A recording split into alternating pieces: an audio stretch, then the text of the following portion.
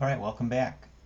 From the first little sample we did, we calculated X bar for each of the sample size, each of those 5 piece samples. There were 10 of them. We calculated the ranges for each one, got our R bar.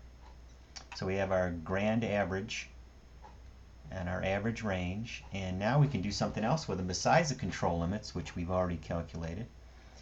We do what I talked about earlier in the first lecture, was calculate the Cp and Cpk values, and those are pretty straightforward calculations. The Cp value, whether it tells whether your process is capable of meeting customer specifications, and remember, the customer specifications are agreed upon limits that you and your customer contract for. So you take that spec width, which is just your upper spec minus your lower spec, specification, spec's just short for that, and you divide that by 6 sigma. Now typically what we do is we use an estimate for this sigma number. We don't use a pure statistical sigma, because you'd have to measure many more parts. So we do an estimate off of numbers we already have. This estimate, which is done right here, is R bar, which you already have from doing your control limits, your average range, divided by a D2 value. So for our last sample problem we just did in that PowerPoint, we saw that the samples had 5 pieces in them, so a D2 for 5 pieces is 2.33.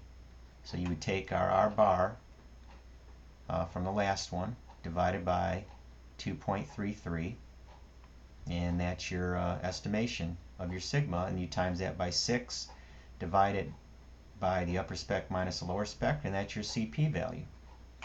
Now for Cpk, you want to see how well your process is centered within that. Is it centered to the grand average or that R double bar line?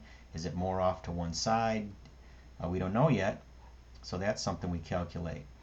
And for that, we also use the upper spec. We use our upper spec limit, upper specification limit, same one up here, minus the grand average, or the X double bar, divided by 3 sigma, 3 times this estimation.